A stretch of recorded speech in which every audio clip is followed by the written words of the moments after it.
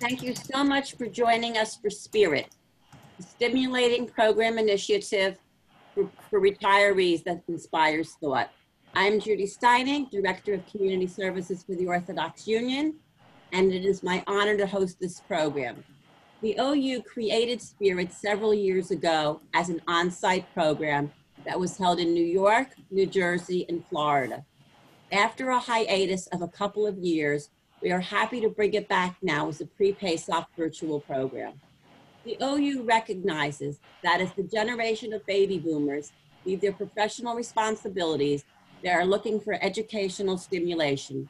The goal of the Spirit program is to provide active retirees with opportunities for spiritual and intellectual growth. As soon as the OU became aware of the challenges being encountered by the over 60 population with regard to coronavirus, we realized that Spirit would be the perfect way to engage our retirees in a virtual setting. We are privileged to welcome Dr. DITZA BERGER of Lander College for Women to our Spirit program. Dr. BERGER will be addressing coping tools for an unfolding crisis. Thank you so much for tuning in. Enjoy the program and stay tuned for our post-PASOK programming. If you know anyone who is missing today's program, please tell them to contact me at Steinig, STEINIGJ @OU.org, and we'll be happy to give them a copy of the recording. Also, if you would like a copy of Dr. Berger's handouts that you're going to be seeing, the PowerPoint, please email me as well, any of you tuning in now. Stay strong, keep safe, and be healthy, and a Chag Kasher v'Sameach. Dr. Berger, take it away. Thank you very, very much, Representative Steinig. I guess before I start, the first thing that I want to do is thank both Representative Steinig and Representative Dr. Schmidman for inviting me to do this. I've known Representative Schmidman for a long time, and I've had the opportunity to work with her on other Women's Initiative programs. Honestly, we're in a very, very tough situation. We're in a tough situation, the likes of which I think none of us have ever experienced. And Baruch Hashem, what I can say with tremendous gratitude to the Jewish community and to the community at large, the recognition that people need to be actively thinking and actively busy is something that people have been taking very, very seriously. Inasmuch, I am not the first person presenting this topic. I've actually had the pleasure of watching several others present on this topic, and it's highly unlikely that anything that I say will be fully unique. However, with that being said, my goal in today's presentation is to kind of refresh our memories and activate some of the ideas that we may have somewhere so that we can really use them to help ourselves. It's a reality. Many of us are very limited in terms of where we can go and who we can be with.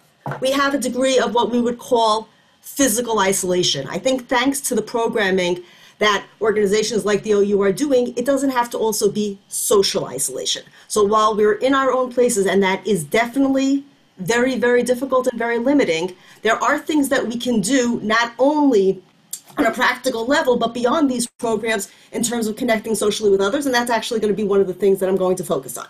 Okay, with that, we love predictability. We love certainty. We love to feel like we have a certain degree of control. The reality is that when we don't have these things, and this situation is a prime example of where we see how limited our control is, and we don't know what comes next, when we don't have those things, we often experience anxiety. And that's normal, and that's real. And one of the things that we're going to look at today are those things that we actually have some control over, because that actually can make us feel somewhat better. One of the titles of the programs that I saw, I don't think I actually saw the program, I think it was a program that was given through OHEL, was I'm Not Okay and That's Okay. The reality is that in a situation like this, we're not always going to feel good, and that's normal. The idea is that we actually do have some control, and that's where coping skills come in.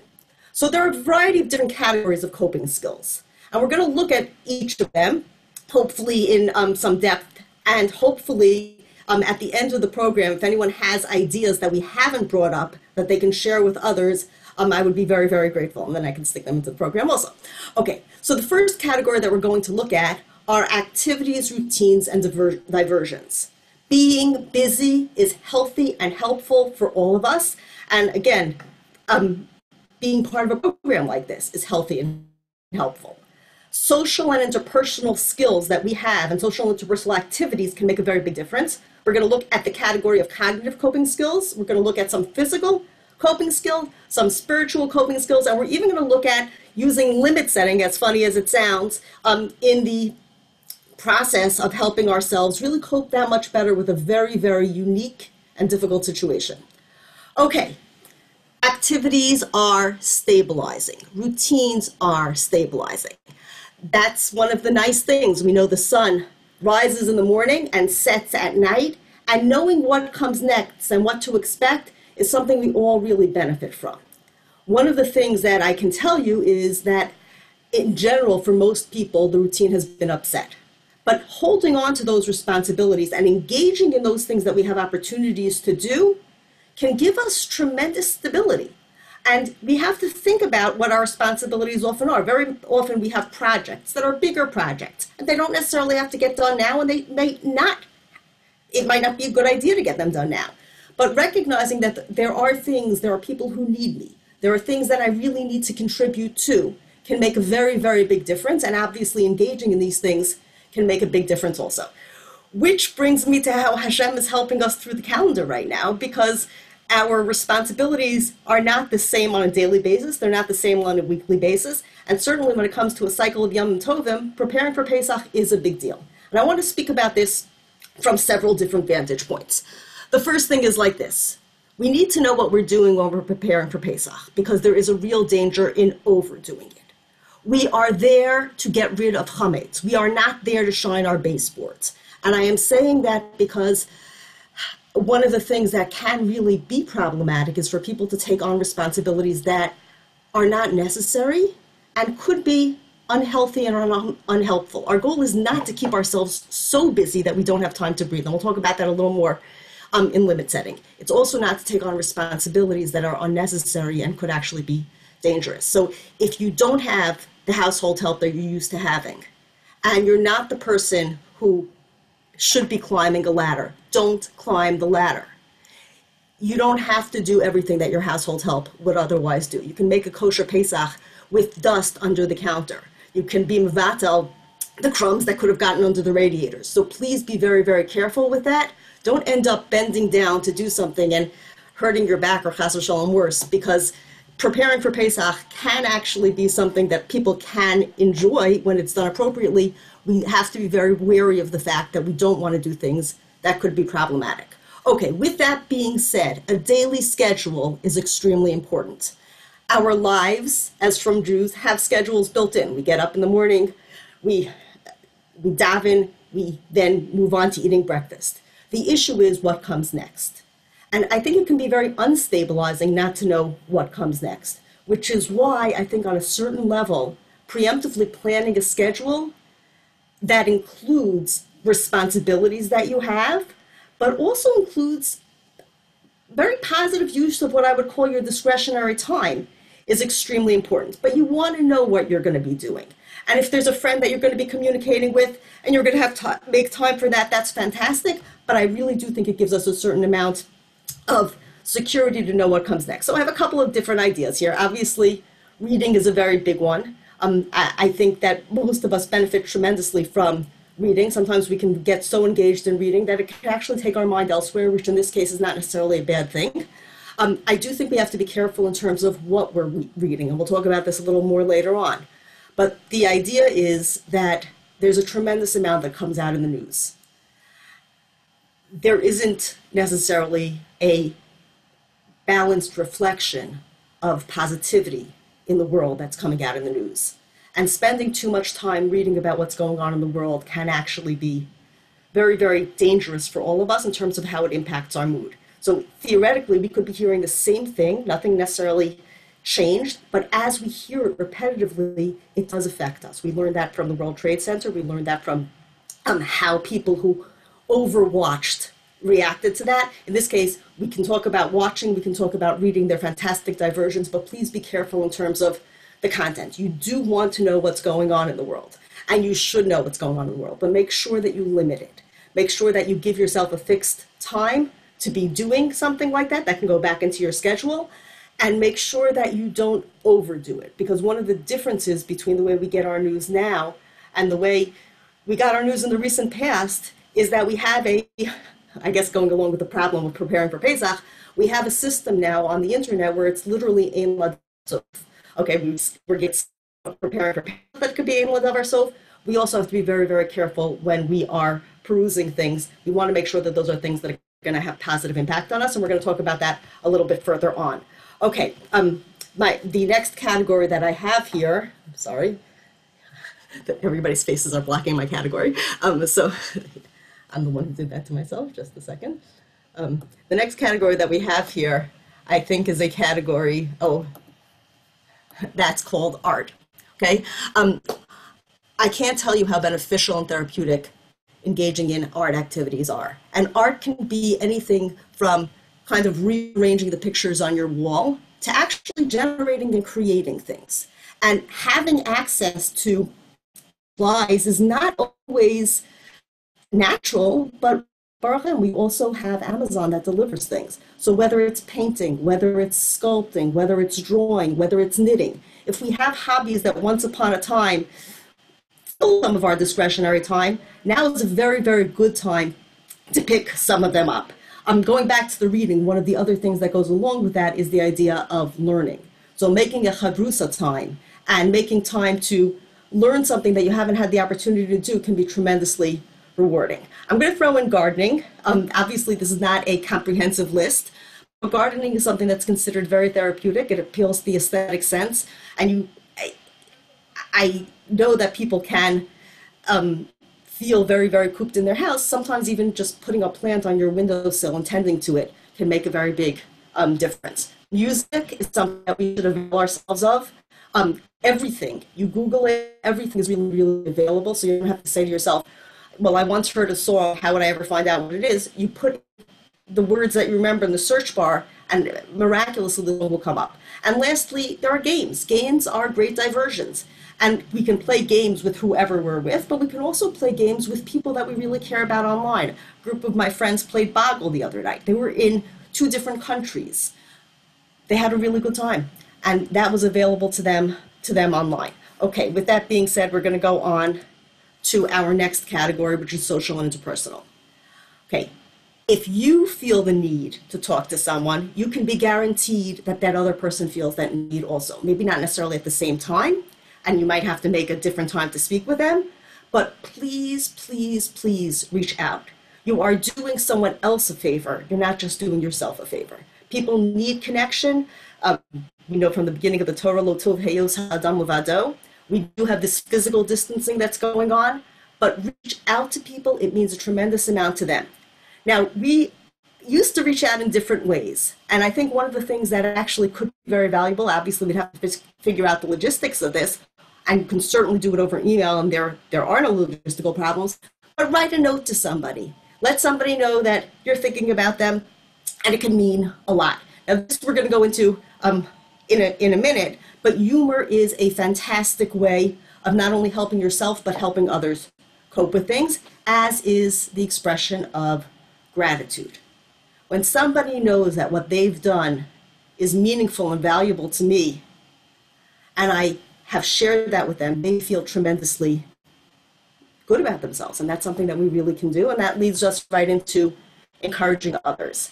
Again, going back to what I said at the beginning of the slide, it's not unique at this point to be having a hard time. So anything that we can do for somebody else in terms of helping them feel in terms of helping them feel understood in the fact that they might be having a hard time is worth an absolute fortune. Okay, with that, let's look at humor for a second. Okay, now smiling is not something that we always feel like doing.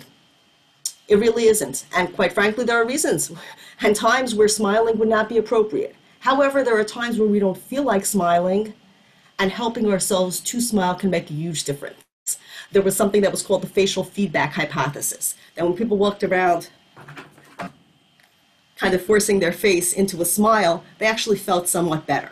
So we're going to look at different ways that we can get ourselves to smile. I don't know if you smiled when I put my pencil in my mouth, but one of the ways that I thought was very, very interesting that I came across was being able to look at the situation that you're in almost as an observer, because it's not normal.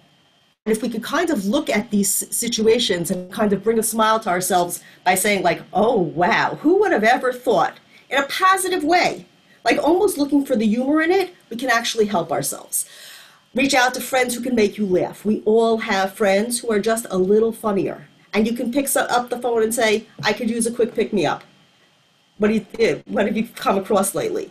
If you've come across something funny and you email it to a friend, it's worth a fortune. There are movies, there are shows, there are things that make us laugh. We all have our old favorites. Access them. Part of the schedule should be making time for yourself to do something that can boost your mood. And that's one of the things that we're looking at. Obviously, there are funny books in addition to that. So there are funny movies, there are funny books, there are all kinds of comedians. Again, this is nothing new, but it's something that can be really, really helpful. Okay, the more we focus on the positive things in our lives, close friendships, I guess looking at the future and things that Emrat Hashem hopefully will happen, even if they're not happening now, things that are going well in our life, the more likely it will be that we will enjoy a sense of well-being. And that's really what we're looking at. Positive thinking brings positive responses to your body and can boost your mood and diminish stress. And that's something that I think we can actively help ourselves with and certainly actively try to help the people in our lives with. Okay, the next category is cognitive. And that has to do with thought. And quite frankly, if I only got to choose one category, this is the category that I would have focused on. Because our thoughts have a tremendous impact in our feelings and in our behaviors, right? Our thoughts can really make a difference in how we see things, and that can make a tremendous difference in how we feel. The issue is that we don't get to choose our thoughts. Our thoughts are automatic. They do pop into our head. Our responsibility lies in how we respond to those thoughts, right? So there are thoughts that just aren't true, right? And those thoughts can be catastrophic thoughts. When we see ourselves thinking them, we likely will notice how we're feeling as well. So if we think, this is I have no idea, you can fill in the blank. This is absolutely, absolutely awful and there's no way it can get better, which is not a true thought. B'ezras Hashem, it will get better. But it is normal for people to catastrophize and to overgeneralize. And that thought is going to cause you tremendous, tremendous anxiety. So being able to say, wow, I'm feeling anxious. And then being able to say, well, what is it that I was thinking can make such a tremendous difference. As a matter of fact, there's a lot of research on this. And just by labeling my feeling, I can help myself function that much more positively. Okay, so recognizing what I'm thinking, identifying those thoughts, and labeling the feeling that I'm experiencing is tremendously powerful. Now, the reality is like this. None of us have experienced this situation. But I think if you think back over your life, there likely have been situations that actually really were difficult. Very, very difficult. Maybe they pale in comparison if you were lining them up on the scale, but that doesn't matter. You managed. And I think one of the things that can really help us cope is to recognize our own resilience and to recognize the fact that we do innately have coping skills. And there are things that we've done in the past, and we want to remind ourselves of those things. We want to both remind ourselves of those things so that we can use them because they're good tools, and also because it gives us a certain sense of self and a certain sense of agency and ability to cope with tough things. So that's a very, very important thing. And if I say things that are contradictory, some things I say actually will be contradictory, and that's what we're going to look at now. Lower your expectations of yourself in the situation. I mean that both from a physical production perspective. I have so much time now, I should be doing X, Y, or Z. We want to be doing a lot of things, but sometimes we think bigger than we can actually do. Or I shouldn't be feeling so stressed all the time. We have to be able to help ourselves by saying, it's okay if I'm feeling stressed, because that is a reality here. Inspirational quotes, again, our thoughts affect how we feel. So something that makes you think in a more positive direction can be very, very helpful. Be aware of thinking traps. There are certain tendencies towards thinking in certain directions, and we're going to look at them on another slide, that can be almost, dangerous for us, but once we become aware of them, we can really make a big difference. Using imagery, we'll talk about that in a minute. Using mindfulness, that's another slide that we're going to get to in a minute. And finally, what we said, are limiting the watching of the news, because thinking about this all the time, even if they're true, that doesn't mean it's helpful to think about them. Okay, now, thinking traps. Okay, there are a lot of thinking traps. We call them cognitive distortions also. And I want to just highlight a few of them right now. I want to look at the bottom line first. Catastrophizing. Our brains tend to catastrophize. They tend to see the worst case scenario. And if we can kind of catch that one runaway train and say, no, that's actually not likely to happen, we can do ourselves a tremendous, tremendous, tremendous favor. Helplessness. We can sometimes see problems as being pervasive and not realize the degree of agency and control that we actually have in our lives. And we want to be able to help ourselves recognize what we can do. Okay, mind reading, and this can come in terms of reaching out to other people. They don't have time for me. Why would they want a phone call from me? They have so many people in their family who are probably calling them. I believe I already know what they think. It's not true. And that can actually seriously get in our way. So becoming aware of different forms of thinking traps can make a very, very big difference in terms of how we function. Okay, with that being said, one of the techniques that we use to help ourselves, right, because how I think really affects how I feel, is imagery. We all have, Baruch Hashem, had, in addition to some difficult experiences that we've weathered, some very, very pleasant experiences. We've experienced them, we've read about them, we've heard about them. I can create a mindset for myself that really can create an emotional reaction that's much more positive. By the more senses that I use, like let's say here, this is the scene of the beach, right? So if I really want to imagine myself on the beach and use that imagery, I'm not just imagining a flat picture. I'm imagining those grains of sand as I sift them through my hand.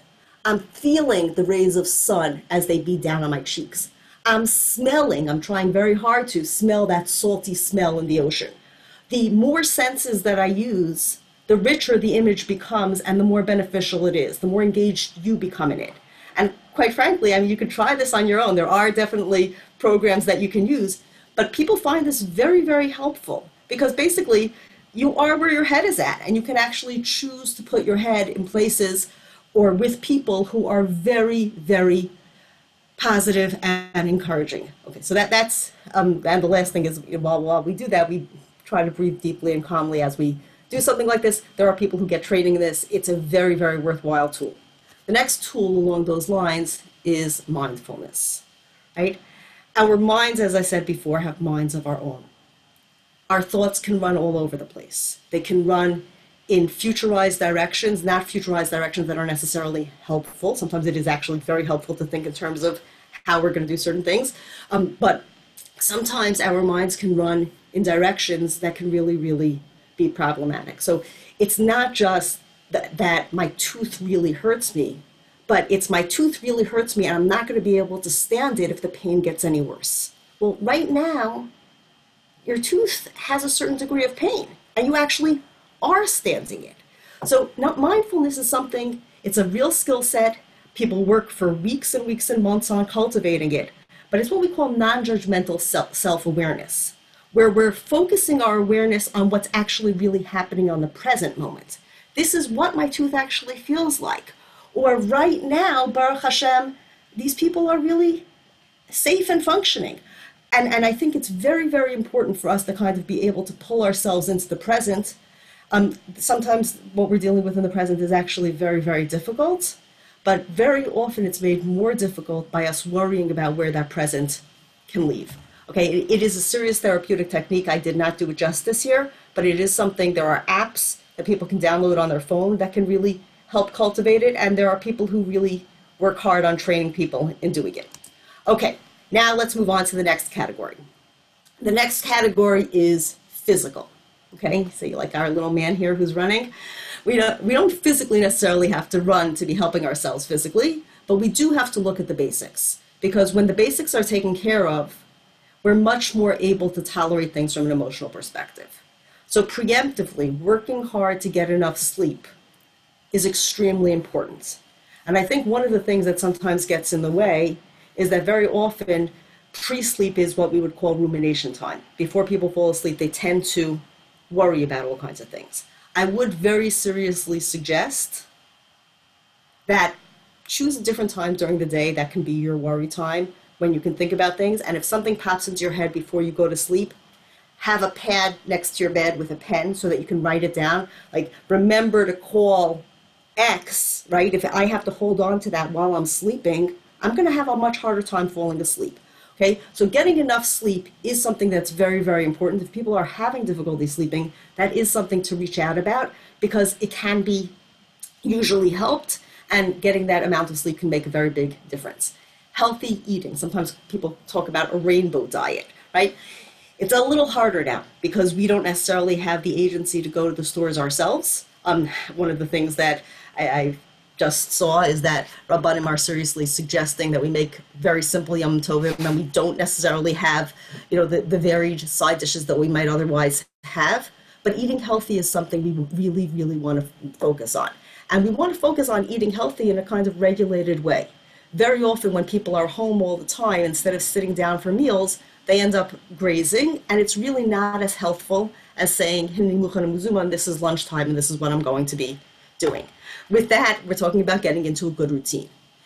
Exercise. I know you had 2 exercise programs already through this system, and it is something for us to seriously figure out how we can keep in our lives on a regular basis. It doesn't have to be half an hour. Even getting a few minutes of exercise in, and it can be chair exercises, it can be yoga, it can be anything that really speaks to you, can be really helpful. Okay, now, after I speak about exercise, of course I'm going to tell you to go eat chocolate, but the reality is we want to look for physical things that can help us feel better. I'm not talking about eating all of the chocolate that was purchased for Yom Tov in one sitting, but I am talking about having something that you can really enjoy, and that's very, very important. The next thing is limiting caffeine. Caffeine is a stimulant, okay?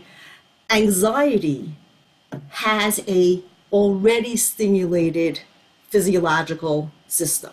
So if I have a baseline of, stress that's already here, and I add caffeine to it, I really can be raising it much more than I need to. So I would say not avoid caffeine, and certainly stopping caffeine cold turkey is not a good idea. But I would say limit it. So when you're going in for another drink, say to yourself, is there a decaf tea that I can have, or some kind of herbal something, as opposed to having another cup of coffee. I'm definitely speaking to myself when I say this. It is very important. On a physical level, one of the things that we can really do to help ourselves with anxiety and that we can take control of is our breathing. So when I kind of just let my system go and I breathe however I'm breathing, and certainly if I'm doing a lot of breathing in through my mouth, I could end up kind of perpetuating a state that's a little more anxious. If I take control over my breathing, which is easier to take control of on a certain level than my mind, and I help myself by slowly breathing in through my nose, holding it, and then blowing it out through my mouth. I'm breathing in through my nose and blowing it out through my mouth. I can actually really help myself get back to a more grounded state if I'm more anxious. Breathing is something that takes practice. I know that, Baruch Hashem, we've been doing it since we were born, but breathing in a way that's going to be relaxing takes practice, and it is something for us to seriously consider and say to ourselves, do I want to help myself learn how to do this? And there are apps for this. There's an app that's called Breathe to Relax. There are several different things that we can be doing, or we can just do it on our own. But it takes practice, and quite frankly, when we spoke about getting enough sleep before, right? So one of the things that is actually very helpful is to do some deep and slow breathing before we go to sleep. Just breathe in and out. In through your nose, hold it for 2 seconds, and blow it out through your mouth. The out breath should be slightly longer than the in breath. And those things can be very, very physically soothing. Okay, let's go on. Spirituality. Spirituality has been shown to help us really cope better. People who are connected to a higher being, in our case, people who are connected to Hashem, really have an understanding of the fact that there's someone else in control, that there's something that's really larger and bigger than where we are. And davening can be extremely helpful and therapeutic. Okay, so we have the davening that exists in the siddur, and then we have the davening that we could do at any point during the day, where we literally talk to Hashem, and that can be extremely, extremely helpful. This is going to look a little funny in terms of spirituality, but enjoying nature can be a spiritual experience. When I look up at the sky, like we, tzitzis had that extra blue string, not most tzitzis don't, but hakanaf t'sil t'chelas, it's supposed to remind me of the sky. Reminding me of the sky is supposed to remind me of the fact that Hashem created the world. Nature is beautiful, and we are limited in our opportunity at this point to explore nature physically. But Baruch Hashem, most of us have windows, and Baruch Hashem, those windows can oversee some beautiful things, and take note of them. Right now, it's a season where the flowers are blooming. Listen to the birds chirping. These are things that can really, really provide a level of calm and soothing. The other thing is like this. We're all on the internet. We can go anywhere in the world now that we want. So there are 7 wonders of the world, and most of us will not have the opportunity in our lifetime to actually physically be present at all of them. There are things in the world that are absolutely magnificent that I know that in all likelihood I'll never go to, but I can go there on my computer. I'm not suggesting we spend hours and hours a day touring other parts of the world, but if it's something that speaks to you and something that can relax you, please do it. The other thing is like this, getting involved in a worthy cause, realizing that there are people who really need support. That can be on a very, very basic level, reaching out to a friend. That can also be on a larger communal level where people need phone calls to be made. And if you think that there's something that you could be doing and you reach out to your local rebbetzin and you say, is there something that people might need before Yontif that I can do from my house?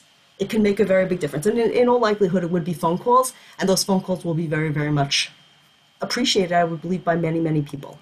Okay, limit setting. I told you I was going to talk about this first, and it sounds very, very funny, because it sounds like the opposite. Here I talked about how we're going to make use of our discretionary time, and now I'm talking about dropping some involvement. There are times where our eyes are bigger than our stomachs, our eyes are bigger than our mouths. There are times where we set goals for ourselves that actually aren't realistic.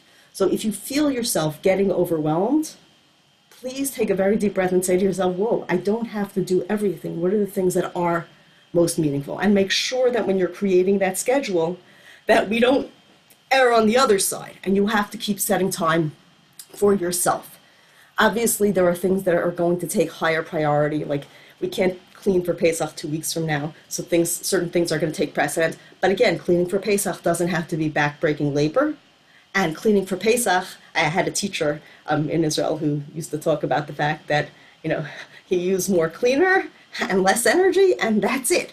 Also, please be careful with cleaners, because fumes from cleaners actually can be unhealthy. So that's something else. Next, what we're trying to create is resilience, right? Here's our little ball that's bouncing back. I don't know if when I point, I'm pointing to the picture on your screen. But the idea of bouncing back from adversity and growing from challenges is not just the big picture idea of Imretz Hashem, when this is all over, I want to be able to look at myself and say, I handled this. I'm proud of myself. I helped other people handle it.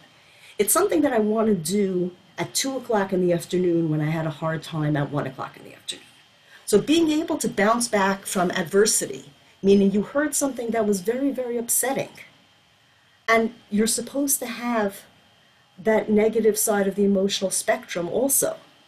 And then being able to say, yes, that is really true.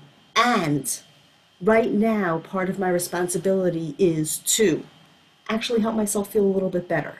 So we're not just talking big picture resilience of when this is all over. We're talking on a daily basis where I can literally pick myself up after I've had a hard time, and certainly where I can help other people. And when we learn about resilience and this ability to bounce back, one of the big contributing factors to that is optimism, okay? Optimism is a belief that Imretz Hashem, the future will be positive, and that there are things that I can do to help myself in the here and now. And there are people who are naturally more optimistic. those people very often are more self-aware, but there are people who can build that level of optimism, and that's actually what we're going to look at on the next page. People who are resilient are people who often have not only connections in terms of relationships, but are spiritually connected to something else and feel that they have a goal and a mission. Okay. Okay. With that being said, let's go on to the next slide. So optimism is something that we can learn. Okay, so we spoke about the thinking traps before. And quite frankly, they're real. Everybody experiences them. So challenging overly pessimistic beliefs and reframing them, like, I'm stuck in my house. That's true. But thinking I'm stuck in my house is not actually helpful. So I can reframe it and I can say to myself, look, I'm in my house, but I'm in my house to protect myself and to protect others. And that's a very, very different way of looking at it. So challenging overly pessimistic beliefs, one, we have to remind ourselves, when we think catastrophic thoughts, we actually don't have nevuah, and we don't know that the things that we're thinking of that are so catastrophic are actually going to happen. And we have to remind ourselves that in all likelihood, good things are going to happen. And people will be able to get through this situation, despite the fact that things are extremely difficult and extremely difficult for individuals. Okay, now people who are optimists, they learn how to see stressors as challenges and problems that can be solved as opposed to threats. And that's a very complicated way of thinking about things. We have real stressors in our life. They're real. The question is, what can we do about them? Which is really the goal that I have in this presentation, to recognize that in many situations, there are specific things that we can do, if only to make myself feel better by calling a good friend or tasting a piece of chocolate or having a warm tea or doing something that I really enjoy. Okay, along with that comes identifying those elements that you can control in your life. It feels like everything is out of control. Baruch Hashem, not everything is out of control, and there are things that I can do. Okay. Using humor as a way to cope, we spoke about that, and it's extremely helpful. It's not always natural.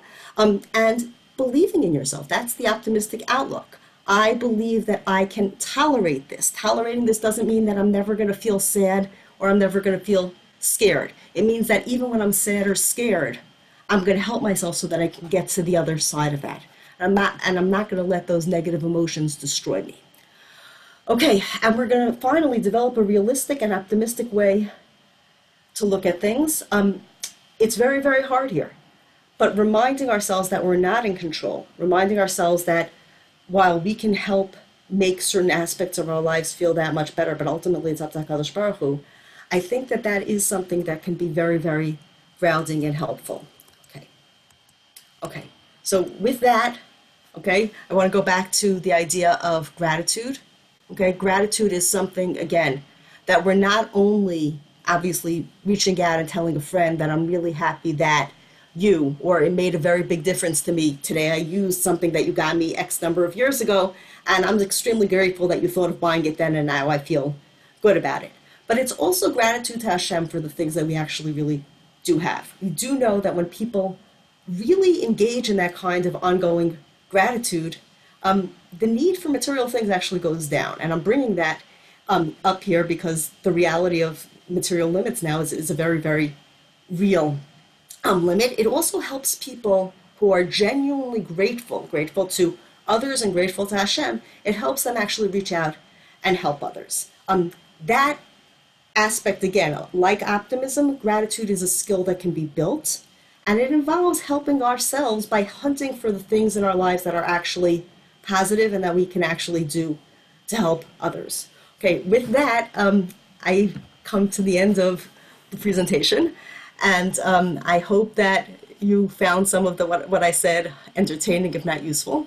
But I hope that you actually found some of it useful also. It certainly was helpful to me when I was thinking about these things when I was preparing. And I want to wish you all a Chag Kosher v'Sameach, and thank Reb Steinig for doing this. And okay, that's really it. I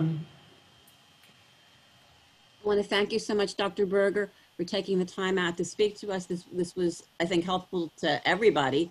And I think a lot of this material everybody can share with their families. Again, if anybody wants copies of the PowerPoint, I am hearing some background noise. If anybody wants any copy, just email me at steinigj@ou.org. That was on the chat to everybody, so you have it, steinigj@ou.org. We are planning to continue this programming after Pesach, so stay tuned.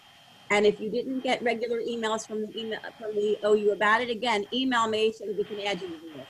Thank you so much. Thank you, Dr. Berger. Thank you, everybody, for tuning in. Thank you very much. To everyone, and stay healthy and be safe. Take care. Thank you. Thanks a lot.